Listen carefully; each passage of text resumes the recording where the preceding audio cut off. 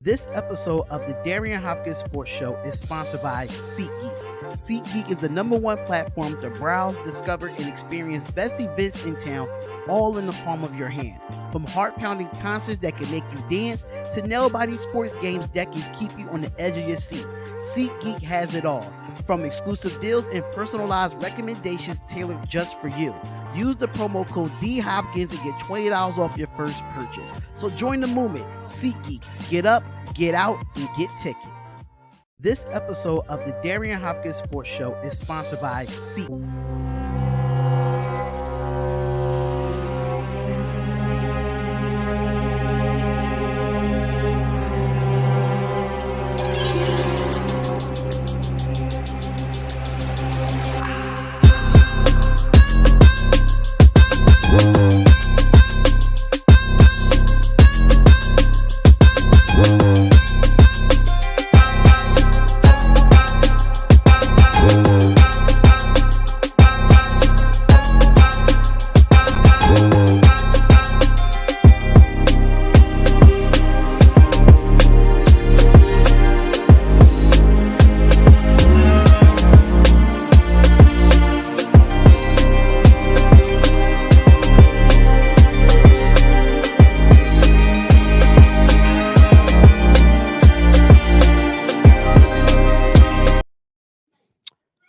What up? What up? What up? What up? What up? What up? What up? What is going on, everybody? What is going on? We are live, ladies and gentlemen. We are live. We are live here, man, ladies and gentlemen. It's the Darion Hopkins Sports Show, and we're back with a Week 3 situation here. Week 3 NFL talk, Overreaction Monday. I'm your host, Darion of the Darion Hopkins Sports Show, and I'm here to talk some sports with y'all today. It's episode 72. Mac will be coming up in here in a short bit to talk about a little bit about some things too. Even though I didn't want to have any Las Vegas Raiders stuff going on today, but I'm here to wear Las Vegas Raiders stuff because that's what it is, man. Ja Raider was going on, my brother. Ja Raider was going on. Jeffrey Jamestown baseball was going on, my brother. RC Talks. What is good? What is good? We are live, ladies and gentlemen, to talk about NFL Week 3 and to talk about the college football overreaction Monday. I did my reaction Monday on the Las Vegas Raiders channel on the Nothing But Raider podcast. Make sure y'all go check that out over there for Reaction Monday. I definitely kind of said what I had to say, and I'm going to say it over here too, man. I'm going to say it over here, but I'm not going to really rely just on the Las Vegas Raiders in my personal opinion, because I do want to get into some things here, especially for the preview. Tonight, the 2 preview games of Monday Night Football. So we want to get into it, get through all the scores and get through everything, the top storylines in the in the NFL. So we definitely going to talk about a lot of things, man. We definitely going to talk about it. But we did Sunday night week. I mean, not Sunday night. We did Thursday night when we know San Francisco beat the Giants. We all knew the Giants was going to lose this game. I wanted the Raiders to win too. Many Steelers fans, LOL. Definitely true, man. That is definitely true. Really do appreciate y'all with the love and the support. Let me see if I can put my other overlay up here to see how it looks. Yeah, I'm just going to do this for right now and probably make a quick adjustment to it. Yeah, I'm just going to make a quick adjustment to it and see how this is going to show out. Let me just do this real quick. I'm sorry, y'all. I apologize. Just rock with me here. Just rock with me here while I get this all set up and done for y'all. While I get this done. Okay, so cool. We got this all set and done. We're gonna save that. So that all right, so cool. So I apologize for everything. I apologize for everything. I don't know why it just did that again, but I'm not changing it again. Oh well, I'm not changing it again. No, there it go. Yeah, there it go. So week 3, man. Week 3 was a crazy week for it, man. But I really want to get into this one game. And that's the Denver Broncos, man. That is the Denver Broncos versus the Miami Heat. 70-20, ladies and gentlemen. 70-20. I was not expecting that at all. I was not expecting that at all. This was a game of Miami. To me, Miami is the best offense in football. Y'all can say what y'all want. Y'all can say what y'all can say. Miami has the best offense in football. I don't want to hear Kansas City Chiefs. I don't want to hear the Dallas Cowboys. I don't want to hear none of that. All I want to hear is that to me, Miami has the best offense in football. They could score on anybody, anytime, anywhere at the end of the day. But before we get into this game, make sure you go to SeatGeek.com and use that promo code DHopkins or SRT and get $20 off your first purchase. Make sure you go to SeatGeek.com and use that promo code SRT or DHopkins and get $20 off your first purchase. If you would like to donate to the channel and help the channel, make sure you go to Cash App D Hopkins Show. Send $1, send $5, send whatever you can send to support the channel since this channel is not monetized, ladies and gentlemen. Since this channel is not monetized. But let's get into it, man. Let's get straight into it. Week 3, and the first game I want to get into is the Miami Dolphins and the Denver Broncos. Now, I'm gonna be completely honest with you with this recap. I'll be completely honest with you. Devon Achane, could hear the crowd at Hard Rock Stadium chanting 3 more points, or Miami's final drive, and the Dolphins had the ball inside the Broncos 30, less than a minute left, and there was 3 points of shy of breaking the single season game scoring record. But instead, they sent out the kicker in a potential record-setting field goal. The Dolphins coach Mike McDaniel, which is not Josh McDaniel, is Mike McDaniel elected to take a knee and run out the clock. He said that he felt like chasing points and chasing the record. That's not what we came out the game to do. They just came out to win the game. But in my opinion, they almost got away. And they almost got there anyway. But the Dolphins did score the most games in the NFL since 1966, overwhelming the Broncos 70-20 in a Sunday behind a rookie speedster at Kane that had 203 rushing yards with Tua no-look shovel pass TD, which I thought that was crazy in itself.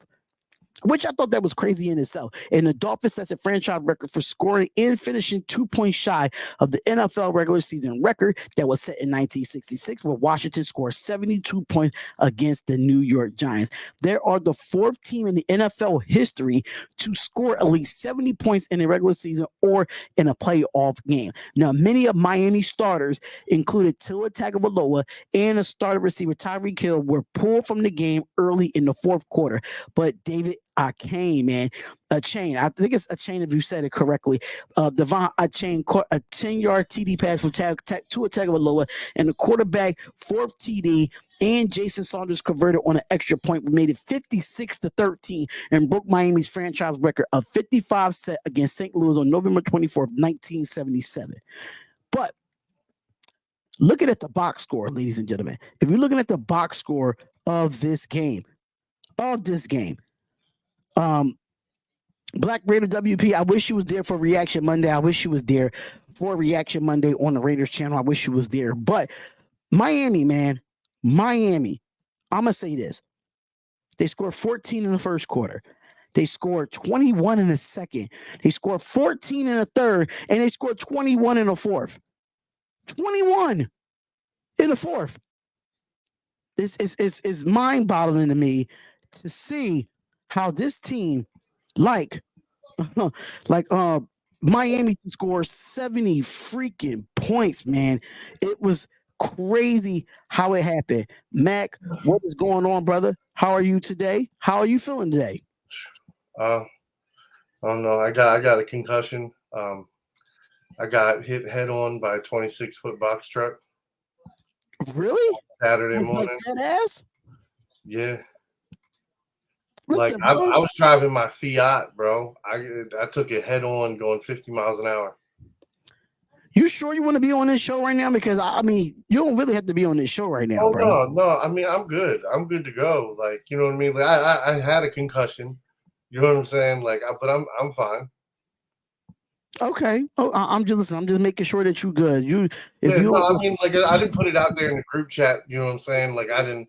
You know what I mean? Wasn't trying to go through all that at that moment. But yeah, you know what I mean? I just wanted to let you know and let everybody know. I appreciate it, bro. I really do appreciate it 100%.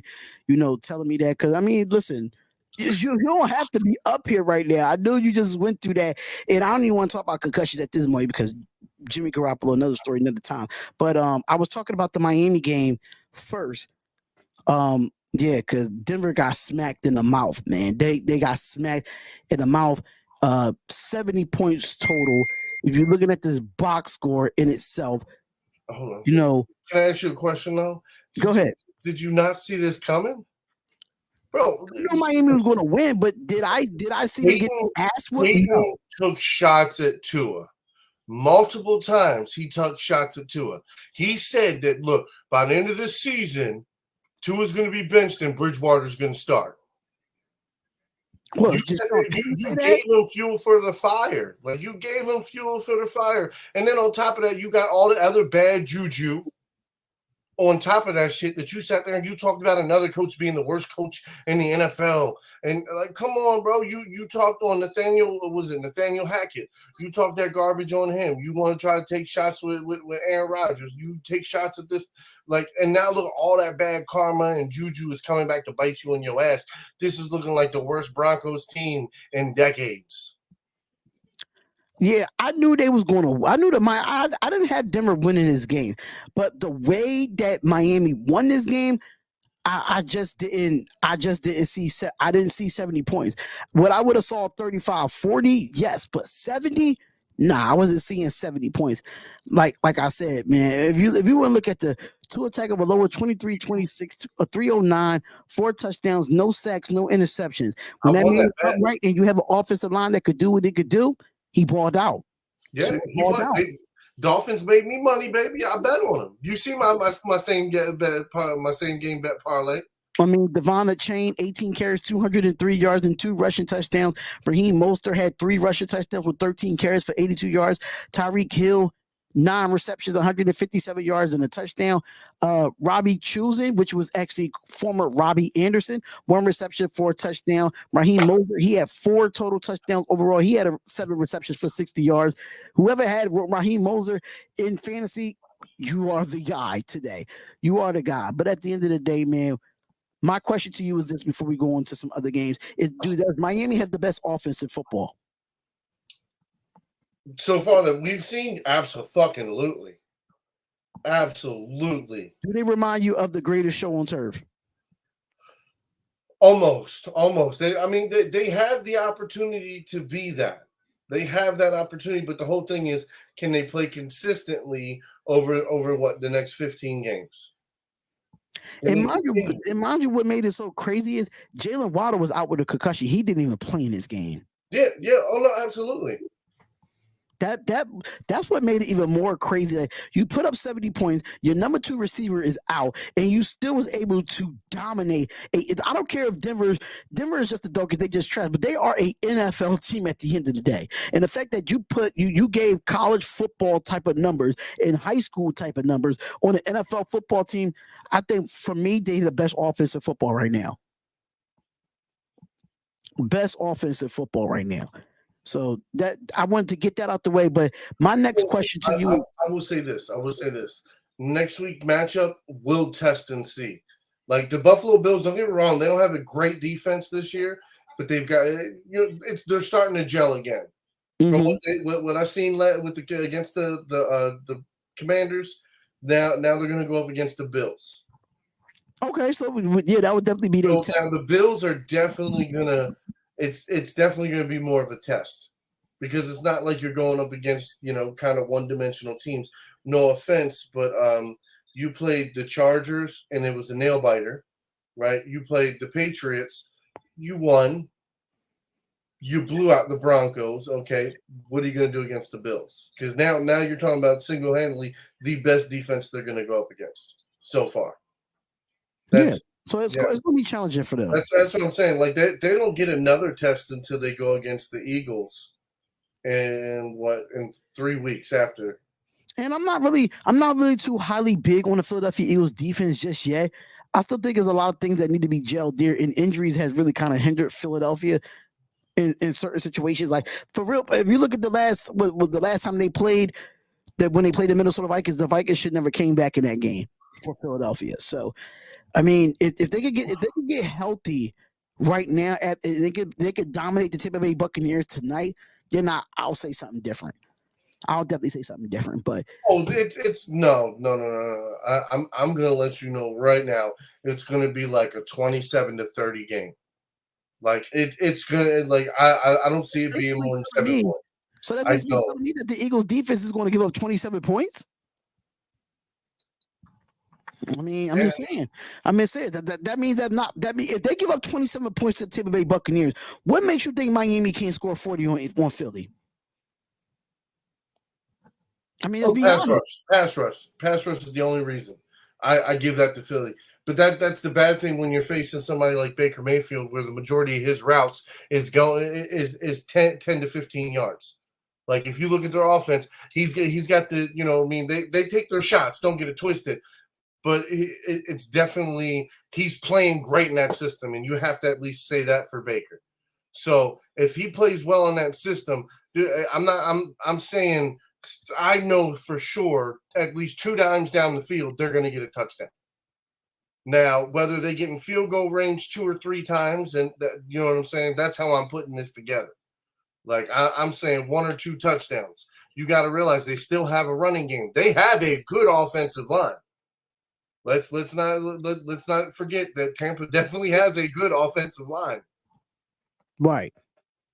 I listen. I agree. I agree to a certain extent, but who had the worst loss yesterday? Was it the Miami Dolphins? But was the Miami Dolphins in Denver? Was it Denver Broncos, or was the Chicago Bears? Because Chicago got their ass handed to them in Kansas City, knowing they was They was the 13-point underdog. 13-point underdog. But at the end of the day, they got their asses handed to them, 41-10. What the hell was going on in Chicago at this moment? I would love to hear what the hell's going on in Chicago at this moment. Because at the end of the day, I feel bad for Justin Fields. I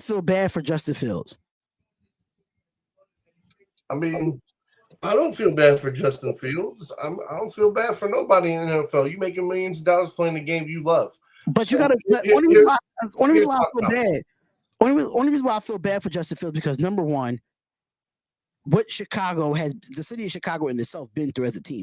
Somebody broke into Soldier Field Stadium and stole almost $100,000 worth of equipment the week of the game, number one. Number two, this man does not have an offensive line on the block. You see 99% of the time he always running for his life. Again, for a second year in a row. I don't care if you have the best receiver in football. You can't give a guy a football if he doesn't have the protection. The man was sacked, 4 or 5 times in this game? Trying to make something happen. You spend all that money on the defense, and that defense gave up 41 points. So you spend mad money on that defense, especially Tremaine Edmonds getting overpaid as an outside linebacker. Justin Fields is an NFL player. I get it. But your offensive line stinks. And you put money, if you're going to put money into your offensive line, they better protect you guys. And you traded You traded away your number 1 overall pick last year to go get DJ Moore, and you still really haven't addressed the offensive line. They can't block. That's why I feel bad for Justin Fields. That's why I think Justin Fields should want to be out of Chicago, in my opinion. I mean, I'll say this. All right. So Lamar Jackson, his second year, not the year he came in and started and took over for Flacco, his actual first full year of playing.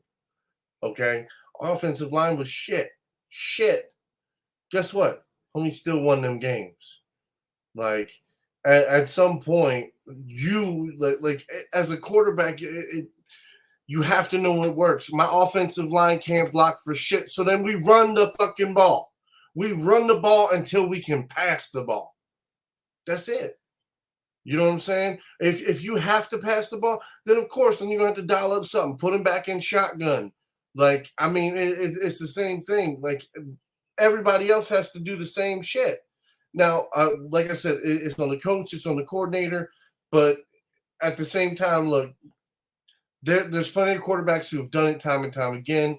Fuck the coach. Fuck what play he's calling. Call your own fucking play. Call your own play. Let him be mad. Let him be mad. Dummy, you get in the huddle. You got 15 seconds. You know all the audible calls. You point to your guy. You tell him what route you want to run. You point to the other guy. You tell him what route you want to run. Boom. Bam. I just called an audible. Now I know these guys are going to go hunt for that zone. It's like you're a quarterback. And then the other thing, I'm sorry. I'm only that much convinced that he knows how to read defenses. He makes too many sloppy plays when he does have time to make them. So that's what I'm saying. Like, for me, it's on the fence because it's just like, bro, where are you going to go? What team is going to take you that's going to put you in a better situation? Honestly, I don't even know who the coaching staff is for the Chicago Bears. I don't even know who the coaching staff is for the Chicago Bears that even makes Justin Fields even better. That's just me. I mean, like, when it comes to this organization for the Chicago Bears, it don't matter what quarterback that comes through there, their careers are done in Chicago. Their careers are done. It goes all the way back. It goes all the way back to Jay Cutler. I'm gonna tell you, it is the curse of Lovie Smith. They had a fucking coach in Lovie Smith, and what did they do? They threw him the fuck away. So it's the curse of Lovie Smith. Agreed. Like, they ain't gonna be shit till they make up for what they did wrong. Like, seriously, he was a winning coach. How do you fire a winning fucking coach? That's an organization problem. That's an organization problem. And I understand that the Chiefs put up 41 points, but this team is at abysmal right now when it comes to that organization with the Chicago Bears. We all expected the Kansas City Chiefs to win that game easily. Nobody, if you ever said the Bears will beat the Kansas City Chiefs in the upset, then you're bugging. Because I damn sure didn't pick them. I damn sure didn't pick the Bears, knowing that the way they've been playing. No, absolutely not. I have not. But speaking of offenses and speaking of your Baltimore Ravens losing in overtime to the Indianapolis Colts, before I no, you rephrase that. We lost in overtime to the refs. That's who we lost in overtime. We're going to talk about it, but it has been questions about the offense of the Baltimore Ravens, and the reason why they say that, they feel as though they from what I'm hearing from a lot of people, right? And I have followed a lot of Ravens content creators on YouTube because I have done some work with them in the past and have subscribed to them. But they said they got this offensive coordinator from Georgia, and they don't see from what I'm saying, from what they saying is they say they don't see no. I can't find the word. I can't say complex, but they see they don't see no creativeness. They don't see nothing creative with this offense. It just looked like the same offense from last year. No, not at all. If it did, we'd at least be running the fucking ball. We ain't even running the fucking ball like that. That's what I'm saying. Like, this is a completely different offense. But you have to understand, the main guys that he's supposed to have in there being playmakers are where? Bateman went down in the second quarter. So no Bateman from the second quarter to the rest of the game. So that means we were doing nothing but clutching on. We had Mark Andrews and Flowers. Well, now they can get double teamed. So you know what I'm saying? Fucking what's his Nelson Aguilar's made some clutch catches. Like, I'll give it to him. He definitely made some clutch catches for us over the last couple of weeks. But that's the whole thing. Like, as far as options go, he's supposed to have Odell. He's supposed to have Bateman. He's supposed to have Flowers. He's supposed to have Andrew. Like, he's supposed to have these guys. We're not even talking about J.K. Dobbins' ass, what he's supposed to do this year. But, like, I knew it was going to happen. I knew he was going to get injured, so none of that shit matters. But the whole simple fact is his game plan, you know what I mean? Like, the way he made this offense work is having all these wide receivers. Well, now he doesn't. So what did he do? He obviously didn't game plan right. So in my sense, yeah, that's a fucking huge problem. And now we're down Gus Edwards too. So now it's like, holy shit, you know what I mean? So by the fourth quarter, like, we were fucked on people. But again, for me, it was just like, bro, players get fined, coaches get fined, refs should get fucking fined. Okay, not once but twice in the game. Flowers was face mask tackled. The defensive line went hands to the face multiple times with our offensive line. That's one of the reasons why the center got drove back into Lamar Jackson. They showed the replay and then stopped that bitch real quick. Like, you can literally see the guy's whole head bending backwards as he's getting pushed back into the lap. No call. Like, and then the pass interference call. Like, come on, bro. Like it's hard enough trying to beat any team in the NFL. Any fucking team. I give every team their credit. But the simple fact is to have to beat the refs too, that's too much to ask any team to have to do. Like, that's the Las Vegas Raiders for the last 20 years. That's all I'm gonna say. I mean, yeah, but at the same time, like, for the last 20 years. This ain't the Raiders. We're talking about the Ravens. You know what I'm saying? Like, this is a team that has gotten it done. Whether or not we're down 7 starters, 8 starters, 9 starters, like, none of that matters. It's the whole thing. Next man up. Whatever. Let's keep going. But I will say this: like, our defense was the problem. Hands down, was the problem. The whole second half, we got 0 penetration. Like, they shouldn't have scored it all in the second half. They shouldn't even be able to march down the motherfucking field. That shit was just that bend don't break shit. I mean, just from the highlights that I saw from the game, it don't look like Lamar Jackson is comfortable in the. He doesn't look comfortable in the offense. That's just from what I see. I don't know. It's because not having Odell, and like you said, I didn't know Bateman was down. Not having those guys, it just made them look uncomfortable. And then when it comes to running backs, it's like I think y'all just injury prone at the running back position every single year. I mean, y'all brought in a Melvin Gordon, but Melvin Gordon is up there in age at this point, so he's not going to be that explosive. Y'all still have Kenyon. Y'all have Drake. At least he didn't fumble. Right? Fuck, man. Did Drake go to the Kenyon Drake go to the Colts, or he stays in Baltimore? We got Kenyon Drake. Oh yeah, Kenyon Drake. Yeah, okay. Yeah, so y'all still have him. He fumbled. That's the motherfucker who fumbled. See, I don't know what's going to happen in Baltimore at this point. I really don't know what's going to happen in Baltimore offensively. It's time to push the motherfucking chips. Cut Rodney Stanley's ass. Take that money from Rodney Stanley and go trade for motherfucking what's his name from the Colts. Go pick up Taylor. What, Jonathan Taylor? Hell yeah! Oh my god! I don't know what's going to happen with Jonathan Taylor. It's week 4. At this point, we need if we get a running back next to Lamar Jackson, bro, it's off to the races. Our offensive line can block. Now, unfortunately, we had a backup fucking center, a backup tackle and shit, but our center should be back this week coming up. So that right there alleviates a lot of problems on that offensive line. J.C. Jackson has a warrant for his arrest. I mean, J.C. Jackson, when it comes to the Los Angeles Chargers, and I was going to go into that next about the Chargers, even though they beat the Minnesota Vikings. What was the score? It was 28-24. And Brandon Staley, I think he's even though they won, I still think that he needs to go. And one reason why I say that because you're up 4. And it's 4th down, and you don't go for it. You don't go for it to try to give them the short field. So you let them go. So I mean, I don't know.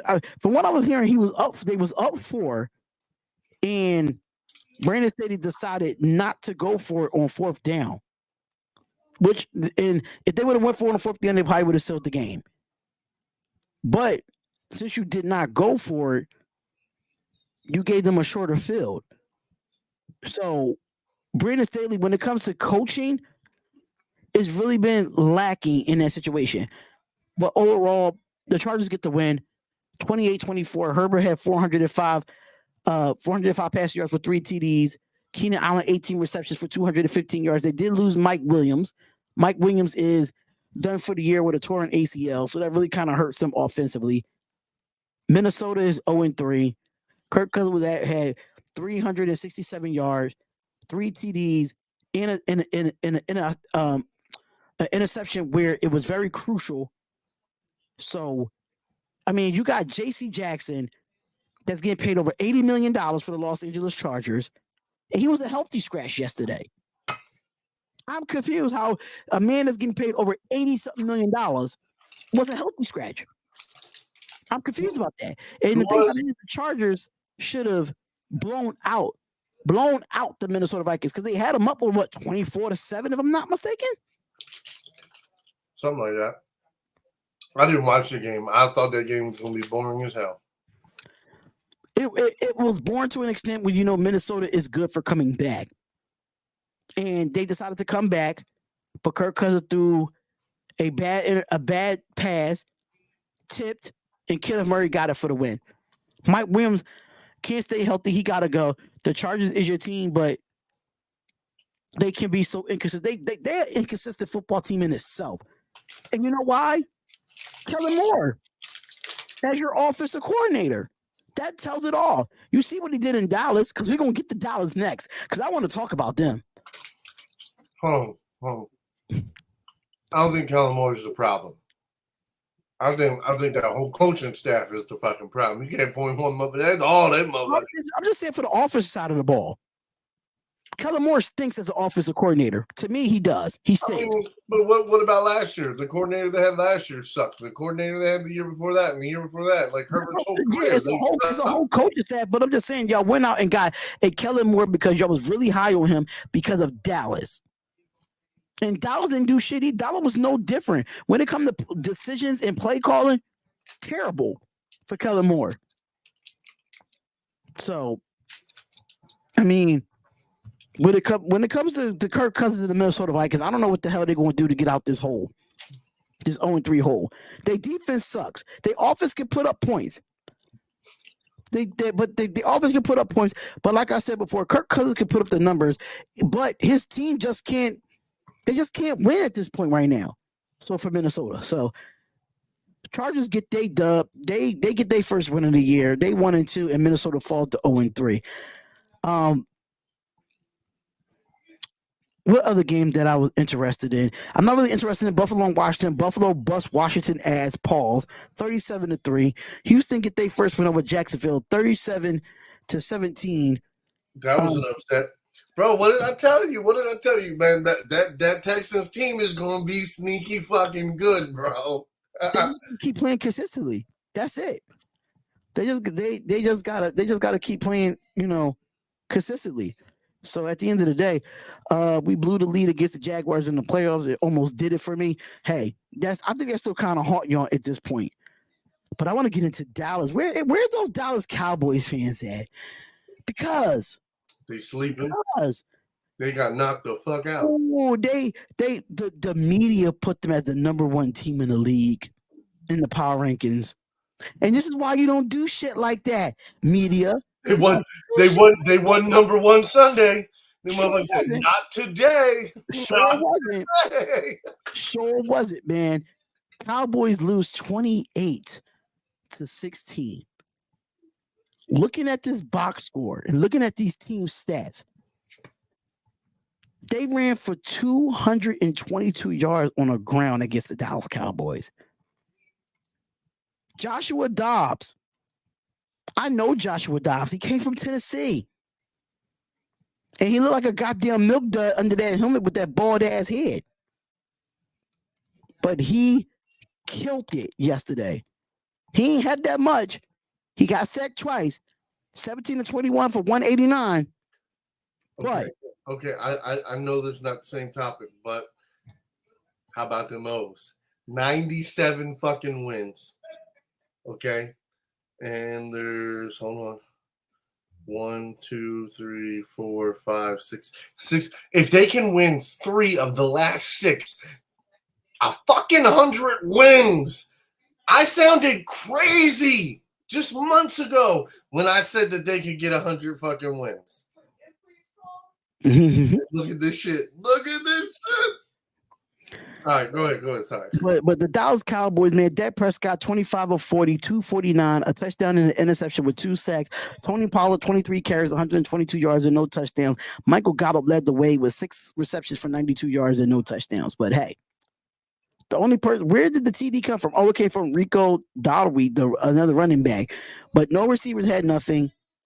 And watching the game yesterday with Dallas and Arizona, I'm being honest, they contained the shit out of Michael Parsons. Michael Parsons, I don't even think that mother ever had a sack. Let me go to the defense real quick. Michael Parsons, nope, he had 1 sack. He had 1 sack, but you ran right at him when you ran the football.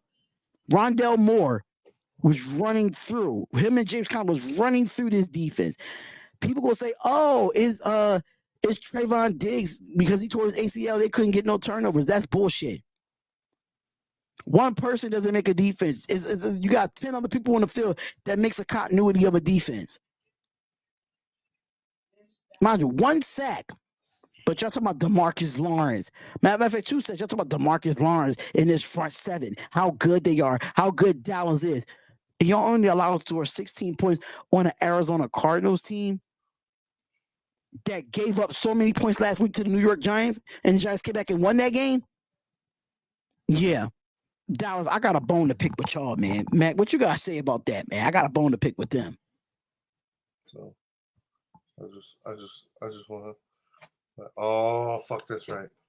So I called Seattle, Chiefs, Arizona, Steelers, and then I have the Eagles and Rams for tonight. $20 for 5-10.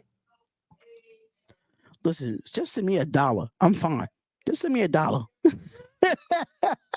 Just send me $1, man. Shit, I'm with it. I'm with it, man. But you know, the Dallas Cowboys, man, they just could not get it done. And like just Marcus Spears said on ESPN, the Dallas Cowboys are just who they are. They cannot win in big moments, and that's why Dak Prescott is not who he is. Because at the end of the day, Dak Prescott cannot get it done as a quarterback. He just can't. Just can't get it done. I'm sorry to say to y'all, Dak Prescott, when it comes to big moments, he's not it. He is not it. Sorry to say. But Tennessee lose to Cleveland 27-3. Deshaun Watson had 289 passing yards in this game. Lamar Cooper led the way with 116 receiving yards. Atlanta loses to the Detroit Lions 20-6. Jared Goff had 243. Amon St. Brown had 102. New Orleans Saints. I sent you that in the group chat. I sent the bet, the same game parlay bet to you. Yeah, I seen it. Okay. I've seen it. New Orleans Saints. Y'all cannot, I don't know how the hell y'all can't protect Derek Carr. Derek Carr was getting sacked after sacked after sacked with that offensive line. And he hurt his shoulder in the process, where you had to throw in Jameis Winston when you're up 17-0. When it comes to home openers, Green Bay Packers, the last time this happened, that they was down 17-0 and they won their home opener, Aaron Rodgers was there back in 2018. That's when it happened. So Jameis Winston had to come in, try to help them win this game. They miss a field goal to be up 20-13. I think it was 20-13 at the time. 20-13, missed the field goal. And Jordan Love played like shit. I did this play-by-play reaction. Anybody that was in here, they know I did the play-by-play. until my internet cut off for me and I missed the last bit of it. But Jordan Love played a hell of a game. I'm not going to lie to you. He played a hell of a game, 259 yards passing. Chris Olave looked good with 104. But when Carr went down, it was over. Quick thoughts on this game. I only watched a couple snippets of it. I didn't really watch the full game. I watched a couple of the highlights just because I had the highlights running when I got to work this morning. Mm-hmm. But no offense, it was a shitty game. It's kind of what I expected anyway. But I did call the Packers to win, so I was pretty happy about that. Okay. I need listen. Great game from Seattle and Carolina. Seattle wins 37-27. Andy Dalton with 361 yards. They didn't have Bryce Young playing in this game. Kenneth Walker with 97 rushing. Adam Thielen had 145 for the Carolina Panthers. Bryce Young ain't it. I'm sorry to say. Andy Dalton might be the starting quarterback for the rest of the year. Bryce Young ain't it. And from what I saw last week, and then he couldn't play this week, I think Bryce Young need to take a step back, bro. Why couldn't he play this week? He had an ankle injury, but I just feel like seeing him out there, he just don't look like an NFL quarterback. Like, I don't know. Like, Andy Dalton put up 37 points with a good Seattle Seahawks team, which is not no scrubs in the AFC West. They ain't no scrubs. And he put up 347 on them. And this is an Andy Dalton that has hopped around a few places in the last couple of years. So, he's the same Andy Dalton. He wasn't winning with Andy Dalton than they do Bryce Young. Andy Dalton's been in the league for what, 13, 14, 15 years now? Like, he's still in his prime years. He's a quarterback. He's not a linebacker. He's not a defensive lineman. He's not an offensive lineman. Like, yeah, he's taken some hits over the years, but he's still in good shape. Agreed. But, of course, I think Carolina kind of forced Bryce Young to start right now because he was the number one overall pick. But sometimes your number one overall pick going to have to sit back and hold the clipboard to learn. I said that from the beginning. I said, why would you, like, the same thing with the Colts. Like, you got Gardner Minshew. Let Minshew play until you ain't got no reason to play Minshew anymore. Save Richardson. Save your first-round pick quarterbacks. Let them hold a fucking clipboard for a year so they can see it. They can see the speed. They're actually there. They're learning it. They're breaking it down. They learn to read defenses. I think this is the biggest problem. You're talking about college quarterbacks that might never even learned how to fucking read a defense in college because it's all reaction. 90% of college is reaction. Like, quarterbacks aren't necessarily reading defenses. And then again, college defense is a little different than NFL defenses. The pro reads are different. The lining is different. The rules is different.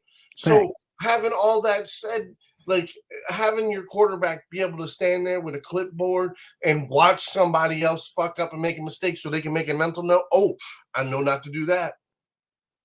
Bam, I'm sitting here looking at the tablet. I can see where that defensive coverage was. Oh, see, that's where he fucked up at. See that guy creeping? He didn't even fucking peep him. Now I know. Check the safety. Like that's what I'm saying. These are things that you have to learn firsthand, but that's also, it's a killer because then you're getting beat up, you're getting fucked up, and you don't know none of this shit. And then when you're in the game, you're still not necessarily learning it because you're running for your fucking life. You know what I'm saying?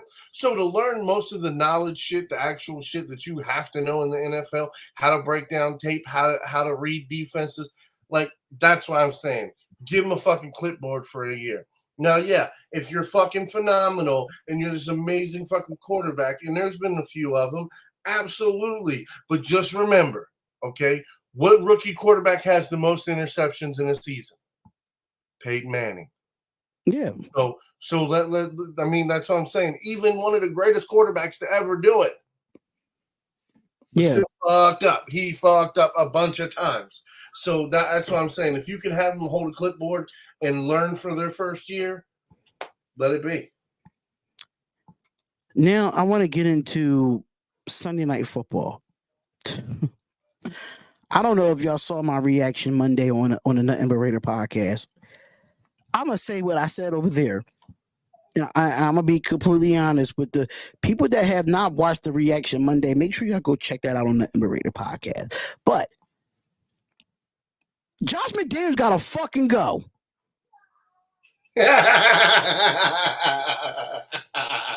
Josh McDaniels is the worst fucking coach to ever come through a Las Vegas Raiders fucking organization. He has no fire. He has no dog in him as a coach. No accountability, no nothing. Jimmy G was not a big fan of when we fucking got him. Was not a big fan. And I'm still not a big fan. And people can say what the fuck they want, and I do not care how this comes out. Where them Derek Carr haters at now? Where's the blame Derek Carr shit now? Because the same shit is happening with Derek Carr. And you know what? I can't even say it was the defense fault that we lost this game. Because our offense has 67 fucking plays. 67. And we had not scored. We had not hit 20 points in 3 games. Jimmy Garoppolo, 6 interceptions in 3 games. But Derek Carr was the problem. Derek Carr was the problem. Our defense got off the field when fucking needed. And we could not move the ball. Oh, Davante Adams had played a hell of a game. I'm not going to take nothing away from him. I'm not going to take nothing away from Davante Adams because that boy played a hell of a game. The man had 20 targets. And then on top of that, Josh McDaniels, this is how I know you don't know how to fucking coach. When does ever Jimmy Garoppolo throws for 44 attempts? When do he throw the ball 44 times in a football game? Right. When they're losing. 44 Yo. I told you, 38 is pretty much that magic number. If you throw over 38 times, 98% of the time, you lose. But I didn't even say 38. You said 38. That's what I'm saying. And it's almost every single time when, 30, 40, 50 attempts. It's like, yes, the more attempts over 38 is the more likely that you're going to lose. And we only ran the ball 19 times. And people fail to realize this. When we went into up-tempo offense in the fourth quarter, the run game started to get better. When we went up-tempo. But no, Josh McDaniels want to have these long, methodical, boring-ass grandpa drives. And we ran out of fucking time. And then, on top of that, it was 4th and 4. With a little bit, right at near the 2-minute warning, and we have all three timeouts. And we don't fucking go for it. We kick a field goal when we're down 8. You're bugging. You're absolutely bugging. Our defense was gassed at the time. Our defense was tired because we got so many 3-and-outs on the Pittsburgh Steelers last night, and our offense could not contribute to that. Let me just throw something out there. And I said this on the reaction Monday, right? Jimmy Garoppolo had 44 attempts, man. 44 attempts. Out of them 44 attempts, 32 targets went to Davante Adams with 20 targets last night. Jacoby Myers, 12 targets. That's 32. That is 32 targets out of 44 attempts. Out of 2 receivers where we have Hunter Renfrow, Trey Tucker, DeAndre Carter that have speed, by the way. He don't throw the off the hooper, and we got a second rounder and Michael Mayer from Notre Dame that he has not thrown to this whole fucking season so far. Oh, maybe they're not open. Not. Oh my God. Bro, listen. The first 2 games, Mac, on all 22. I watched yesterday's game. I watched the game up until the 3rd quarter, and I seen that my bet was clear, and then I took my ass to bed. I ain't gonna lie to you. I didn't watch none of that 4th quarter at all. We got Garoppolo threw 3 interceptions. Yeah, he had 2 touchdowns. He got sacked 4 times. Like Davante Adams said it. He don't have time to waste. Right. He don't have time to wait around for this team to figure it out. I mean, look, then he need to get his ass out of there. Then I don't know what to tell him, but I know what to tell you. Like, I know it's your team and I know it sucks, but bruh, you could trade him right now and at least get a first-round pick. I would love to do that, but salary cap doesn't show the way that if we could trade Devontae Adams at this point. Well, I mean, you can. You can. If you take a team, if there's a team that has enough salary cap that they'll take on his entire guaranteed contract, that can take him completely off your books, no negative money. And but then I got a question. He has to agree to that. And then I got a question though. So we found out that Jimmy Garoppolo was in concussion protocol. Why the fuck he come back in? Why the fuck he come back in the game? If you knew that he was in concussion protocol, why the fuck you put him back in the game? Oh, I know why. Because our quarterback, Aiden O'Connell, was inactive. Our rookie quarterback, and you did not want to play Brian Hoyer. Why the fuck is Brian Hoyer on this fucking football team if you don't want to fucking play him? Number one, I don't even want him to play. Brian Hoyer has been on all 32 NFL teams. He has all 32 NFL jerseys, damn near. I'm sorry. I'm just saying, Brian Hoyer can play his offense. He's done it in the past. I'm not saying he's great. I'm not saying he's even good. But I'm saying he knows how to play his offense. That's why Josh McDaniels brought him in. Because, hey, worst case scenario, I got a backup quarterback that understands my offense. And two, he's the replica quarterback. But is it the same thing they said for Jimmy G as well? I mean, McDaniels offense, bro. No. I don't know what the deal was. Like, Jimmy Garoppolo is not a bad quarterback, but what everybody got to keep doing is stop reaching. Dude, he's a good quarterback. He's not going to be great. He's not going to be awesome. He's not going to be amazing. Like, cut that shit out. He's just good. He's good.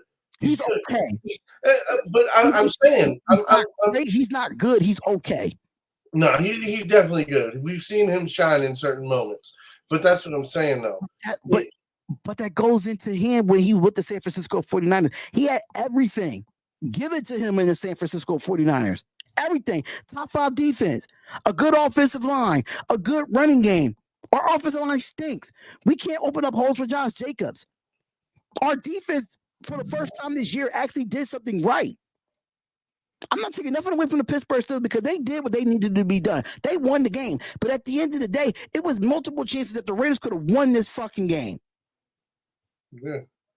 I mean, I feel the same way about the Ravens, homie. But did Lamar Jackson throw 3 interceptions last week, yesterday? No. No, he fumbled the ball 3 fucking times. Yeah, but was it in crucial moments? Yes. Well, we just got quarterback issues. He fumbled the ball. They went down and scored. That was the real quarterback issues at this moment, bro. Yeah. At this moment, bro. But they saying right now he is in concussion protocol, and they might have Aiden O'Connell back up Brian Hoyer. Me personally, throw Aiden O'Connell out there. In my opinion, throw him out there. Shit. We're going against the Chargers next week. Yeah, he's a rookie out of Purdue. He played in all the preseason games. And I mean, do you really want Brian Hoyer against a division rival against the Chargers? We really don't have no option right now. So I'd rather go with the young guy at this point.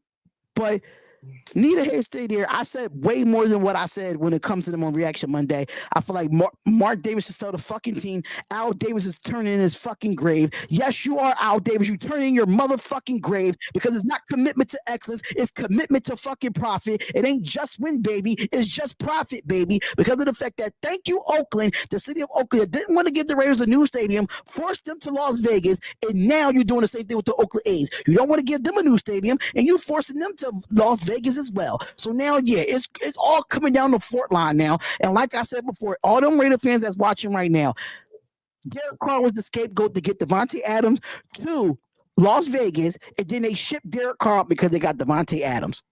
Enough said. That's my hot take. That's how I feel about it. But let's get into the 2 Monday night games, man. The 2 Monday night games that we have. Philadelphia Eagles going into the Tampa Bay Buccaneers. Jalen Hurts versus Baker Mayfield, Swift versus White, Devontae Smith, Mike Evans. Pretty 2 good offenses. Listen. I'll say this.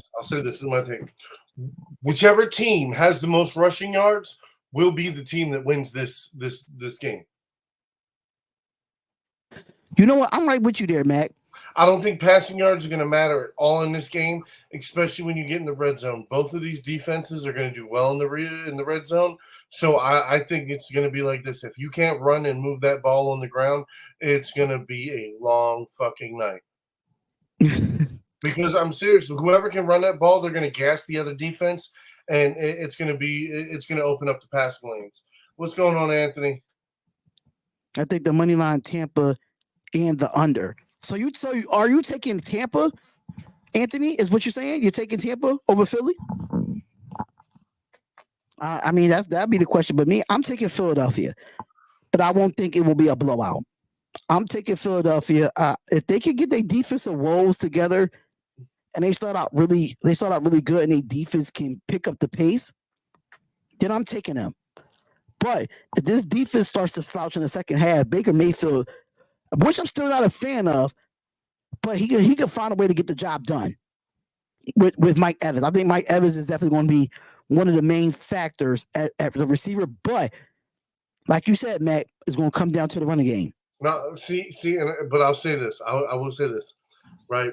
If Godwin gets the matchup with Maddox, he's going to burn his ass over the middle. I think Maddox is done for the year. I don't even think he's playing. I think that's right. He's out. Oh, fuck, bro. Out, yeah. I don't know. No, that's going to be tough.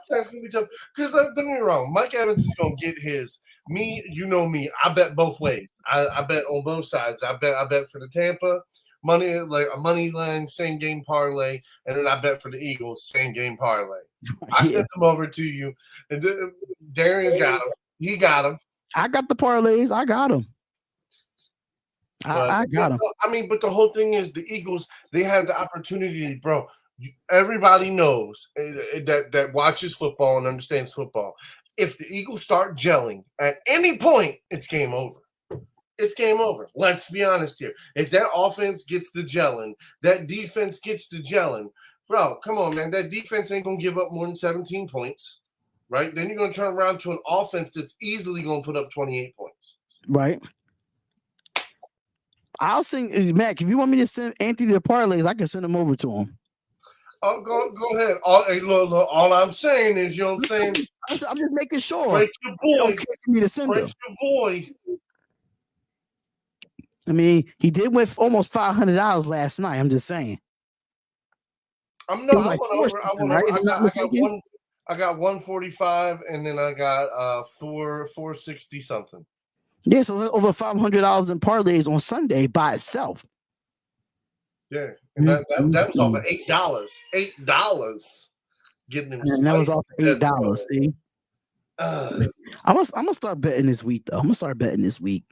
I can manage my money out a little better this week, so I might just start betting this week, man. But I'm taking the Eagles here. But I would not be surprised if Tampa Bay pulls off the upset. I would not be surprised. But Rams, Bengals. Rams! Yeah, I have not heard nothing about Joe Burrow's status, about him playing. I don't care if he does play. I don't give a fuck if he does play. Listen to me. He is, man, listen. This LA Rams defense is going to turn that motherfucker up, right? And the Tutu and the Poo-Poo is going to shit all over them boys.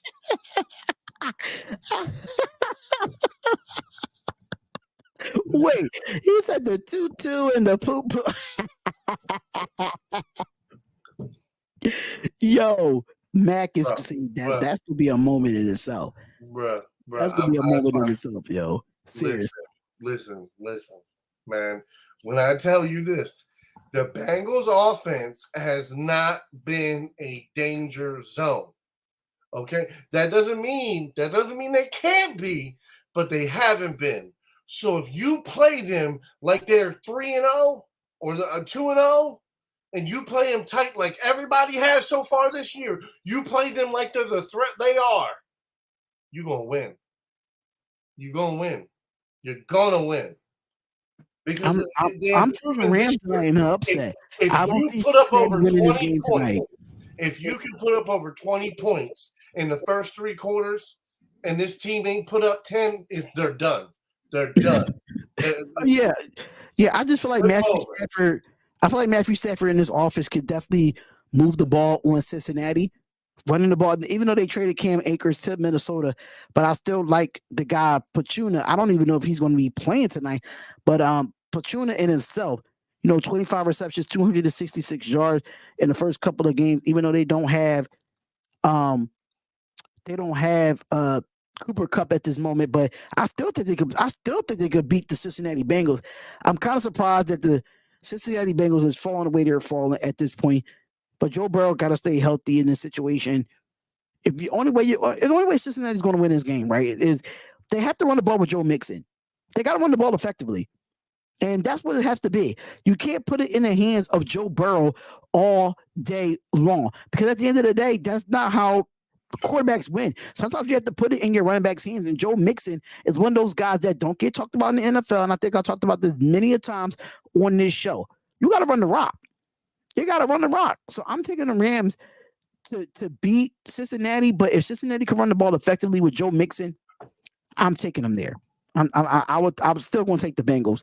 The Rams. I'm sorry, the Rams. But I seen the other day that you in No Mercy Sports was talking about Deion Sanders, and I wanted to get into this because I'm gonna be completely honest. They was waiting for Deion to get on be on his downfall. And people say that Colorado they needed to be humbled. I don't think they needed to be humbled.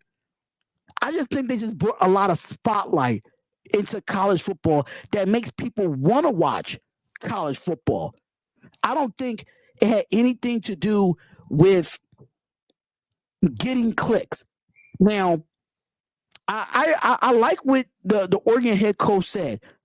Oh, we're not here for clicks. We're not here for that. But Ryan Clark had to point something out to me that I had to understand. I'm like, okay, you're not doing it for clicks, but Oregon has some of the best uniforms ever in college football.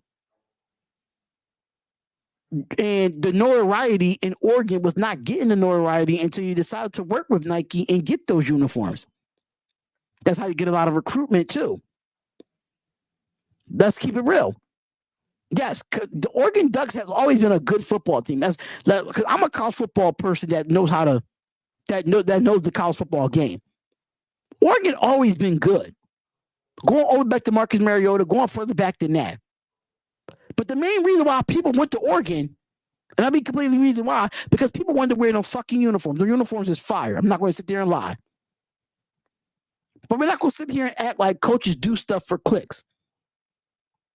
And think because Deion was doing stuff. Deion speaks from the heart. Deion is a Hall of Famer. Deion knows how to coach. He had this notoriety when he was at Jackson State. It's no fucking different. So to say that y'all doing this shit for clicks, I completely disagree. But it's crazy how a lot of people, even in the all-black community, was waiting for Deion Sanders' downfall to take a fucking L. Oh, they got humbled. No, it's just a college football game. They didn't show up. He even said in the press conference that they got their ass kicked. Bro, hold on. Bro, there's no fucking way they were winning that game. Let's be honest here. How? They lack the talent. They lack the fucking personnel. Come on, man. I don't think they lack the talent. Sit there, anybody, and I don't mean you. I mean like the people. For people to sit there and try to this is his first year with the team. He won his first 2 fucking games. He went up against the powerhouse. Yeah, he lost to the juggernaut. Duh. That's what everybody knew was going to happen. But here's the thing. Guess what? You think it's going to happen next year? I fucking bet not. And this is all I'm saying is this man is here to rebuild this program from fucking scratch. In year 1, he's already got as many wins as they had last year. They only tell me that he's not everybody left in the NFL. That's no excuse. That's no excuse, Anthony. That's no excuse. At the end of the day, the college football world had them ranked high because of the fact that they was in the national championship last year. That's not TCU's fault. The nation ranked them that way. I'm sorry to say, the only thing that was missing right now from this Colorado team, they need to get dogs up front. They need to get bigger up front. They have the talent on the outside. They have the running backs, but they too small up front. And that's on both sides of the ball. That's the only problem that Colorado has. They too small up front. Oregon seems like they playing at a different speed. Yes, they are. Don't get me wrong. But do I see them in a college football playoff this year? No. I think they lose to USC. I think Colorado will play better against USC. Do I think Colorado will beat USC next week? No. But will they play better? Yes. But Oregon would have all this hype because they beat a Colorado team. And just looking at Oregon's schedule, Oregon hasn't played no fucking body this year besides Colorado. That's keep it a buck, Anthony Price, because you're an Oregon fan. Y'all had not played no fucking body. None. Some of y'all played Colorado. And that's a fact. I mean, I me as a Deion Sanders fan, bro, I'm watching college football for the first time in my life on a regular basis. Exactly. In the first 4 games of the season, Mac, there was unranked teams. Who the hell is fucking Portland State? Never heard of the college. Never heard of Portland State. They played Texas Tech. They beat Texas Tech, another unranked team. They played Hawaii, another unranked team. And the first ranked team they played was Colorado. I want to see how y'all do against Washington, because Washington's the best team in Pac-12, in my opinion. In my opinion. So please, y'all wanted Deion Sanders to fall so badly that y'all wanted him to fall face front on his ass so badly when it comes to Oregon. Yeah, it's a bad fucking game. It was a bad game. All teams have it. All teams have it. But like Coach Prime said, he's going to say this. Oh, this is the time you're going to see me at my worst. This is the last time you're going to see me at my worst. What's going on, Big Time Show? What's going on, my bro? But people, even in the black community, even though the black community is wishing downfall on Deion Sanders. Y'all wishing for his downfall because he went to a Colorado school and he left a HBCU. That's why. Which is sad. Bro. It's sad. I mean, easily. Listen. If Jackson State would have done right by Deion like they said, Deion would still be there. But that's not what they did. They didn't handle his situation properly. So he said, fine, I'm going to take my talents elsewhere. Now he's going to rebuild this school. And eventually, like I feel like, he might go back to his alma mater. He might go to Florida State and coach at Florida State. That might be where his prime time spot is. But again, to try to tear this man down for trying to build what there was no foundation. There was nothing. There's nothing. Look, he walked in that room. He told them boys, he said, look, man, y'all might want to hit the portal because if y'all ain't dogs, you ain't staying. And what did most of them boys do? They run and hid because they wasn't dogs. That ain't his fault. He ain't got the dogs yet. Give him a couple years. We'll be seeing if y'all talking that same shit. No, all of a sudden he's gonna start getting that Saban light. And you can I give it 3 years before he win a championship. Only thing I say about this when it comes to Oregon, when y'all play Washington on October 14th, and when y'all play USC on November 11th, and when y'all play Utah on October 28th, I want you to come back to this live because I don't see Oregon beating Washington, which is number 7 in the nation, Utah, number 10 in the nation, and USC, number 8 in the nation. I don't see you winning those 3 games. That's your 3 losses on the Oregon schedule. That's the 3 losses. So when it comes to Deion Sanders, yes, their schedule is a little different. They got USC this week. It's going to be a tough game for them. It's going to be a tough game for them. But at the end of the day, don't try to discredit Deion Sanders as a coach because because he decided to leave a HBCU to go to a college that hasn't had a great coach in how many years. Look, and again, my whole thing is, look, did you see what's already in the works for the coaching staff next year? Hall of Famer. Hall of motherfucking Famer. Warren Sapp went back to college to finish his motherfucking degree so he can be on that staff. He is going.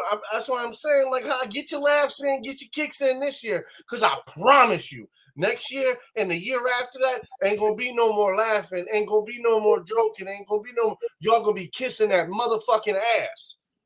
Talking about, oh yeah, I knew Coach Prime, he was gonna do it, man. He was gonna do it. It's gonna be a bunch of motherfuckers just like that. And that's why I'm saying, bro, just watch the man work. This shit fitting to get nasty. And people fail to realize this too when it comes to Deion Sanders. And I'm just saying, my boy is class of 26.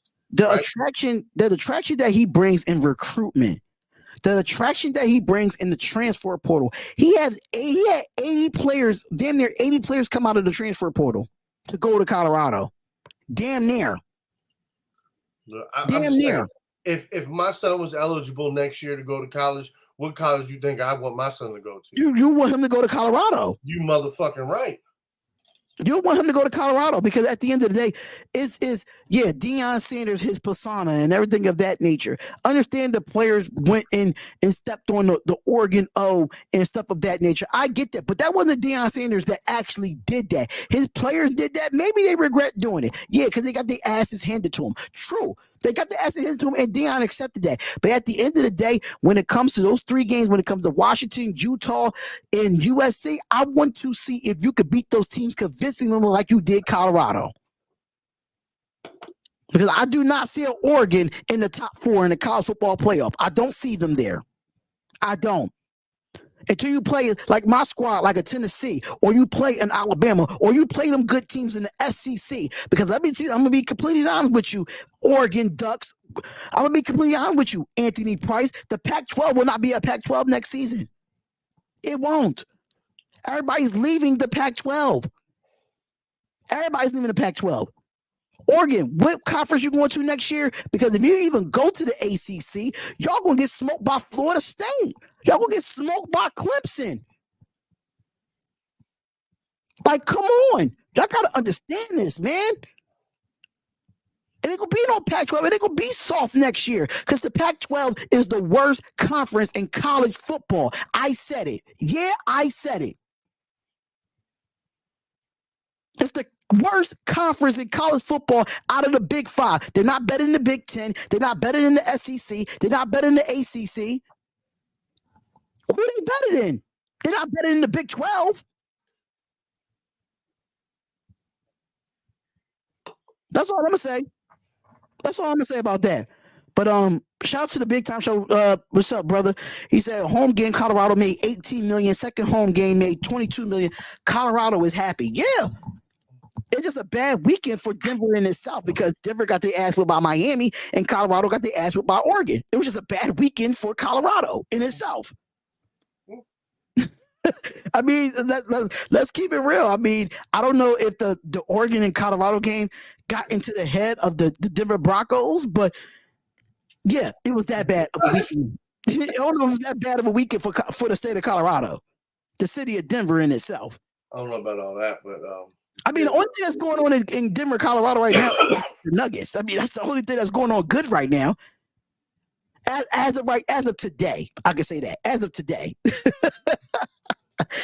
as of today. But when it comes to college football, man, I don't know if you saw, Mac, but the Ohio State and Notre Dame game, how Ohio State won that game? Ohio State. It was a great game. I'm not going to even lie. It was one of them low scoring games that you like, Mac. Them low scoring defensive games. But Notre Dame, I don't know what happened in the last drive, but Ohio State ran it in for a touchdown, man. And it was kind of close because his knee was down almost right before his knee. I thought his knee was down right before he broke the plane. But They gave it to Ohio State, and Ryan Day went off on Lou Holtz. If nobody know who Lou Holtz is, he's one of the legendary coaches at Notre Dame. And Lou Holtz said some crazy words about Ohio State not having no heart. They were weak and all that stuff. And Ryan Day, the head coach of Ohio State, went off on Lou Holtz. So he went off. I wish I could pull that up. Honestly, I don't want to get copyrighted because YouTube been playing with me, when it comes to that. But at the end of the day, man, Ohio State downfall would be at the quarterback position. I agree as that, but they found a way to beat Sam Hartman in that Notre Dame Fighting Irish. That's one thing I can say. Hold on, I will say this: the college game I did watch Saturday, and I pretty much watched it all, was Marshall versus Virginia Tech. Marshall them boys was mean. Them boys was mean. They looked at quarterback and said, "You ain't getting shit today." Marshall was good. I'm not gonna even lie.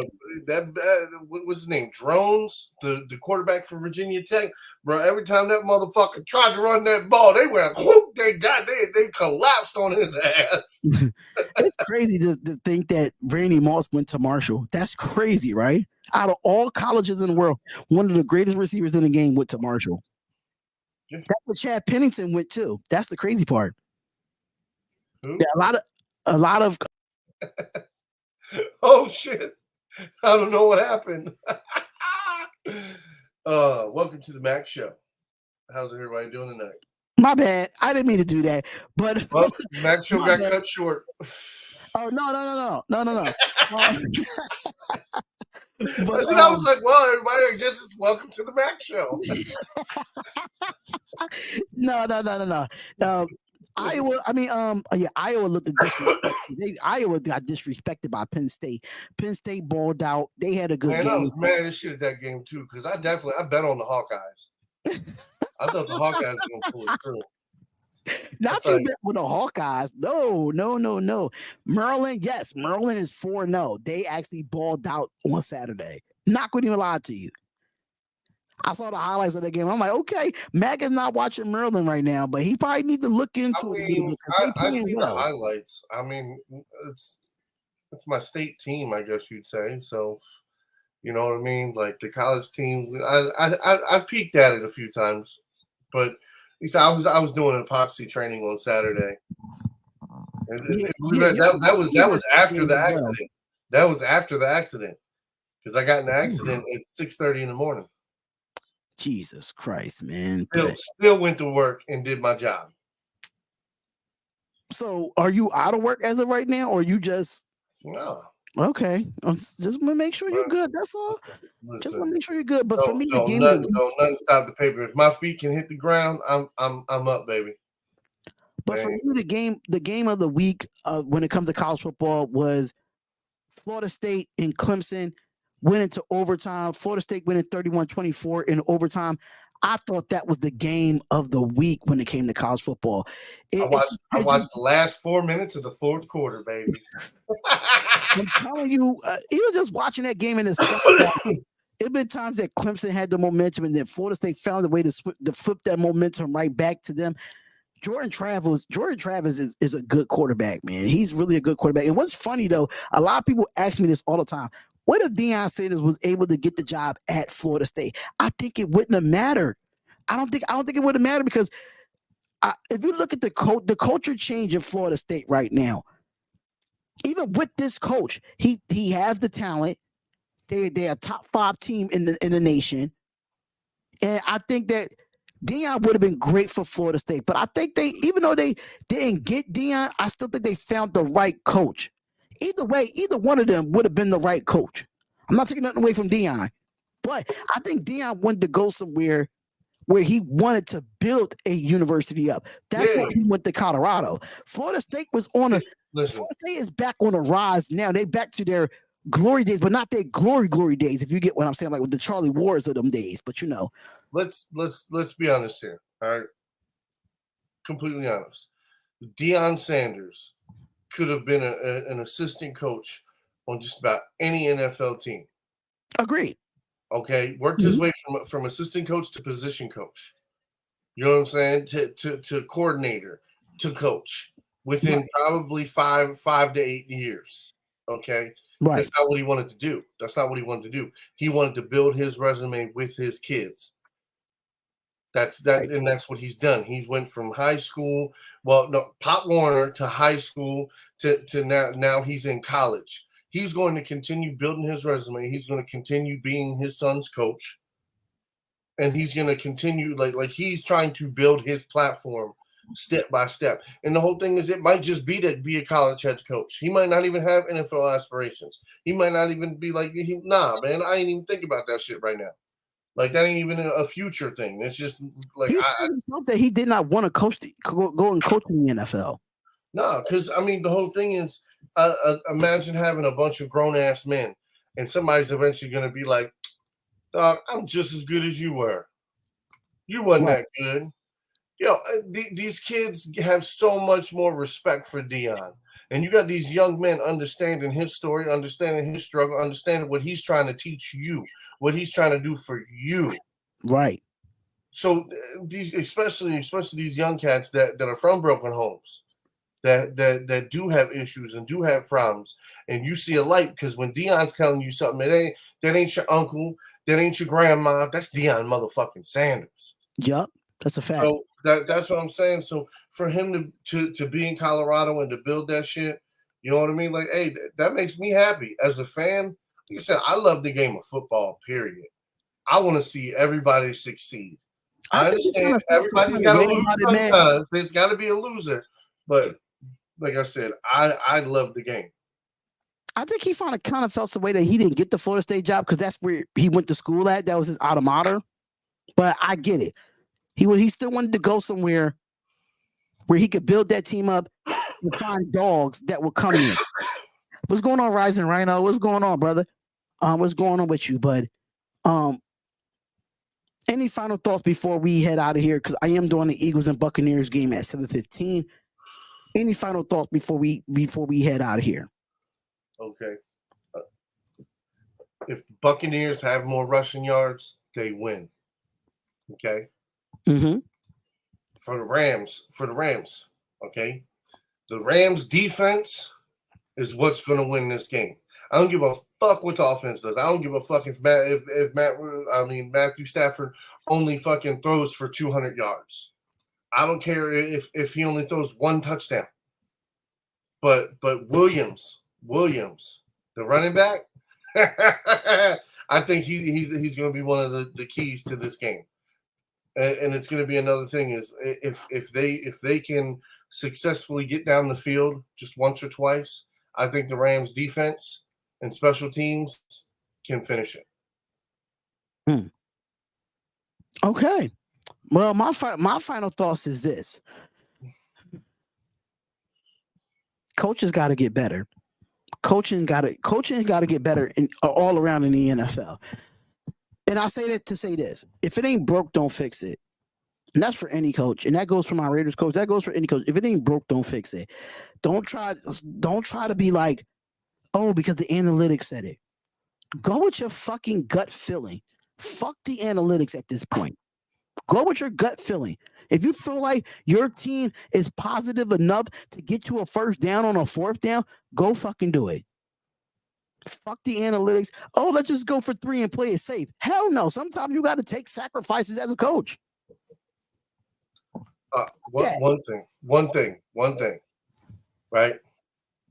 Players Association, you guys need to put a fucking new statement in there that referees get fined for missed calls and bad calls. They need to put it in them contracts. Let's start finding the refs. Hashtag find the refs. Take that money. Find the refs, Take that money.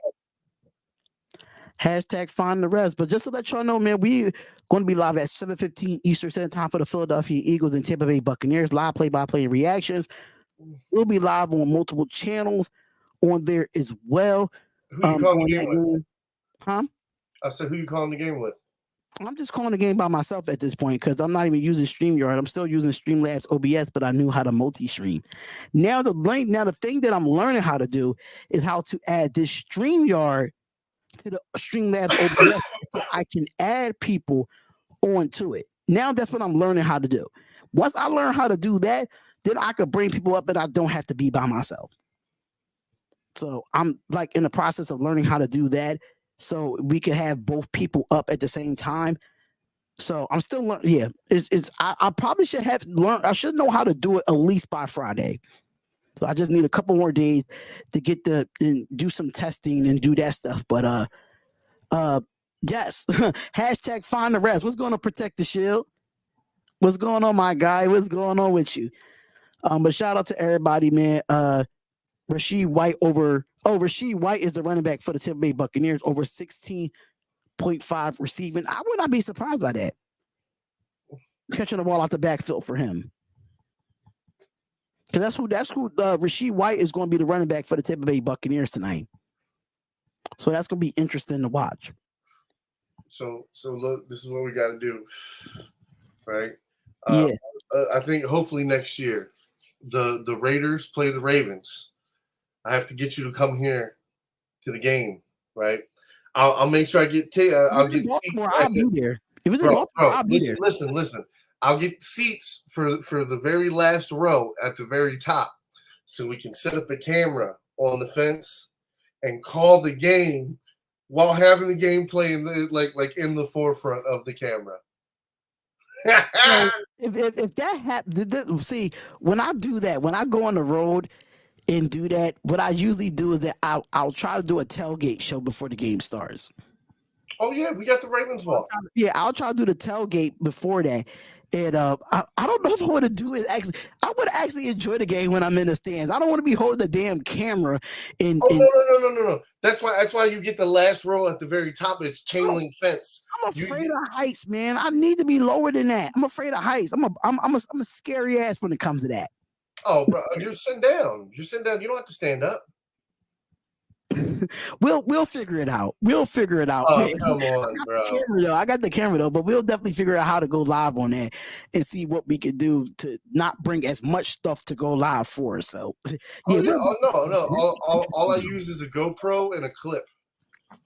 Clip it right onto the fence. A GoPro right on the hat too. You could do that too. Yeah, no, I mean, but that's what I'm saying. You clip it onto the fence. It sits right above us. We're sitting here talking the game out while you can literally see the game in the forefront in front of us.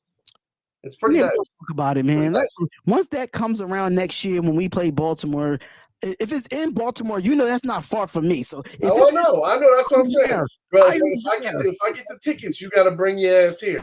I mean, I can get my own damn tickets, but you're gonna try to get me all the way up at the nosebleeds, man. I don't want no nosebleeds. That's the only way I can guarantee we're side by side. You know what, Mac? You're gonna sit one section, I'm gonna sit another section. We just gonna keep flipping back and forth. Or we gonna be live on the game like this, like, oh no, you can see Darion all the way 4 sections over. Oh no. See, if you buy the tickets, then I'm still gonna see you the money back, man. Because you buy them tickets, I'm definitely there. Absolutely. No, shit. That means you can buy the hot dogs. Oh, man, listen. Not the goddamn hot dogs. What? Listen, I probably do crab cakes. Crab cakes. If you come to any one of our stadiums in Baltimore, I know. Bro, it's the crab cakes and the smash burgers. I don't give a fuck, bro. You come to Baltimore, especially to one of the stadiums, okay? My best friend lives in Baltimore, so when we went to go get a smash burger, that thing was fire. But it was so long ago since I've been down there, so I gotta get back down there and see my best friend because I think she's in East Baltimore if I'm not mistaken. But I'm hoping to go to one of the Orioles games this week before the postseason starts. Yeah, because them postseason tickets going to be. Oh yeah, I can't afford them.